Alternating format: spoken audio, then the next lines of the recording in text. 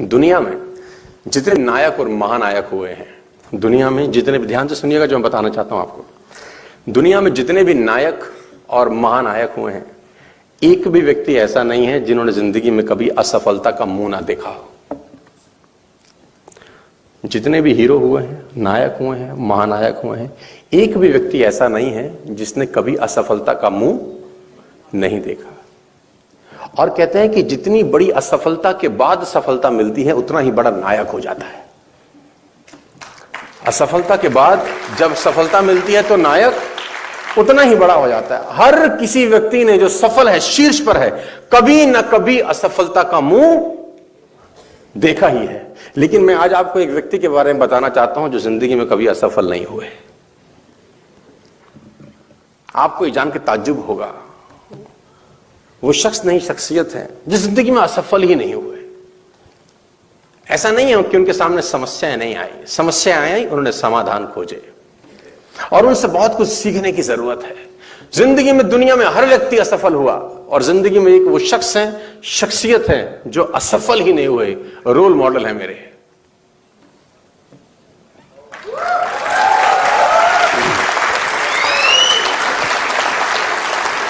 इस दुनिया में हर व्यक्ति असफल हुआ है, गिरा है, ठुका है, लेकिन हमारे प्रिय हनुमान जी एक ऐसे शख्सियत है जिंदगी में कभी असफलता का सामना नहीं किया।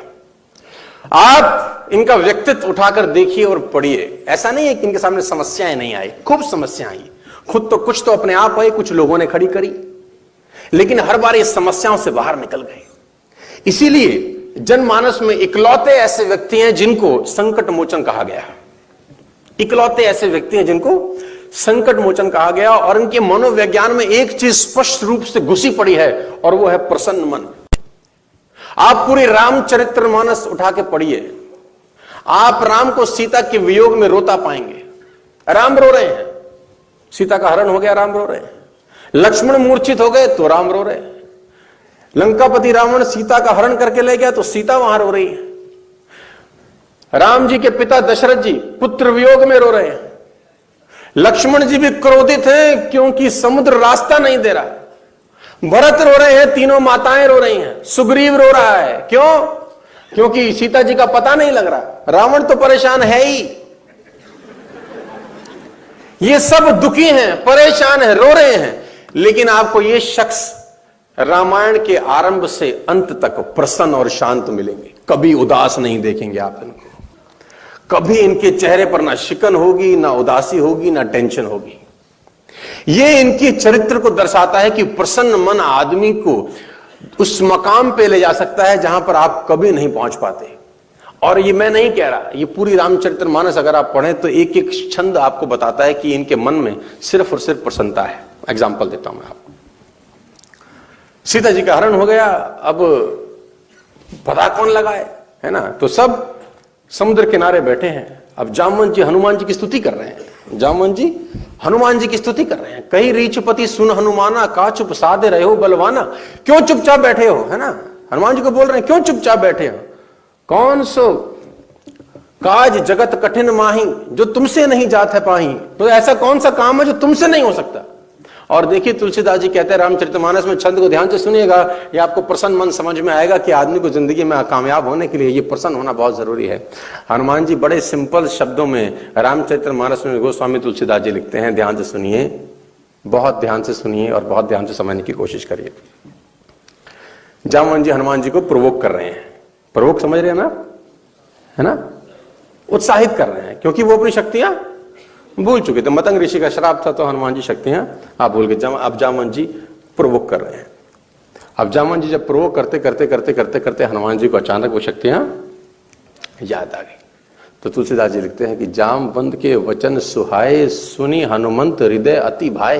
ध्यान से सुनिएगा, जामवंत के वचन सुहाए, सुनी हनुमंत हृदय अति भाए। मतलब उनके वचन उसको, दिल को इतने अच्छे लगे, मन को भाग गए, अंदर तक उतर गए। और देखो वो कोई, जब उनकी प्रोवोक किया जा रहा था, जब उनको उनकी शक्तियां याद दिलाई जा रही थी, तो ऐसा नहीं था कि मक्खन लगाया जा रहा है, ऐसा नहीं था कि मक्खन लगाया जा रहा है। लेकिन जब उनको शक्तियां याद दिलाई गई तो उनके मन को वचन बड़े अच्छे लगे। और तुलसीदास जी लिखते हैं, यह कही नाई सबनु मन कहु माथा, यह कही नाथ सबनु कहीं माथा, चले हरिषि हिये धरी रघुनाथा। कहते हैं कि उनके मन को इतना अच्छा लगा कि मन में हर्ष भर करके उन्होंने उड़ान। अब जब उनमें हर्ष भर के उड़ान भरी तो कहते हैं जब ला गई सीता ही देखी। जो बंदर बैठे हैं, जो भूल भालू बैठे हैं, जो रीछ बैठे हैं, उनको कहते हैं कि जब तक हम आए इंतजार करना, हम सीता जी का पता लगा के आते हैं। तो उन्होंने बोला सीता जी का पता लगाओगे, ये पता कैसे है, श्योर कैसे है, कॉन्फिडेंस इतने कैसे हो कि मिलेंगी ही मिलेंगी। जब लागे ही सीता ही देखी, होए काज मोहे हर्ष विशेषी।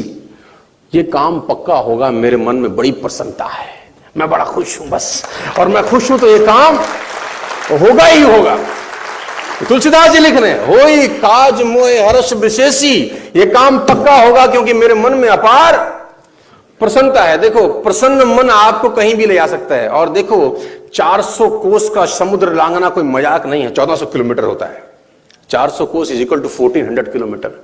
और जाना है लंकापति रावण की लंका में। वो छोटा मोटा आदमी एंडा पैंडा नहीं है, देवता तक उसके नाम से कांप रहे हैं। रावण का नाम ही बहुत सारे लोगों में भय पैदा कर देता है। देखो, मैं आपको बताना चाहूंगा, वहां अकेले जा रहे हैं।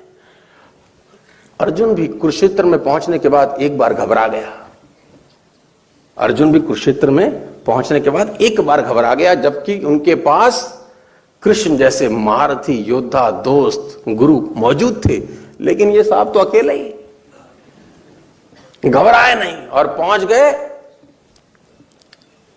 देखो, हनुमान जी की मूर्तियां भले ही लाफिंग बुद्धा की तरह हंसती हुई ना हो, लेकिन इनके मन में जो प्रसन्नता है ना, वो छलाके मारती है बार बार। और वही इनके पूरे के पूरे जीवन का सार है। ये कभी ना उदास हुए, ना परेशान हुए, ना टेंशन में आए।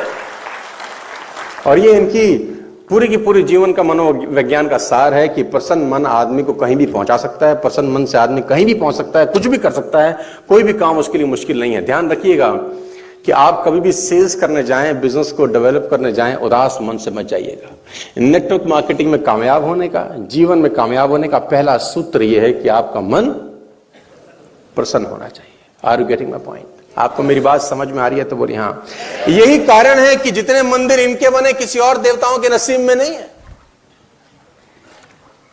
जितने मंदिर सर के मिले उतने कहीं मिलेंगे आपको किसी और के मंदिर? ना भरत के मिलेंगे, ना लक्ष्मण जी के मिलेंगे, इवन राम जी के भी इतने नहीं है जितने सर के हैं। जितने सर के हैं उतने, क्योंकि सब उन्हीं के पास जाना चाहते हैं जो प्रसन्न है। दुखी के पास कौन जाना चाहता है? आप देखो, कुछ लोग ऐसे ही हैं। आप उनको बोलो भाई साहब मेरी आंख दुख रही है, वो बोलेगा मेरी तो दोनों दुख रही है एक हफ्ते से। ऐसे लोग आपको मिलेंगे जो अपनी समस्या आपसे ज्यादा बड़ी बताएंगे। आप उनको बोलो सर में दुख रहा है, बोला मेरे तो माइग्रेन है। मैं आपको बताऊंगा, ऐसे ऐसे लोगों से अब मैं मिलता हूं, जानता हूं, पहचानता हूं। आप अपनी समस्या भर बताओ, उनकी समस्या आपसे 10 गुनी पहले से ही है, तो आपका मन करेगा दोबारा जाने का। इनके पास जाते हैं सब, क्योंकि उनको पता है कि मन प्रसन्न है, मिलेगा ही मिलेगा। कुछ टेंशन वाली काम यहां पर नहीं है।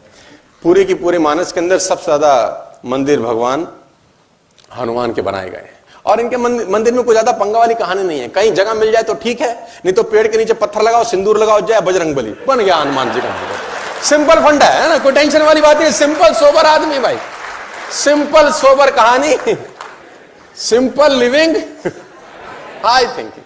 तो प्रसन्न मन आदमी को आकाश तक पहुंचा सकता है। नेटवर्क मार्केटिंग में या जीवन में कामयाब होने का पहला सूत्र है। समझ में आ रहा है तो बोलिए हाँ। आगे लेके चलता हूं।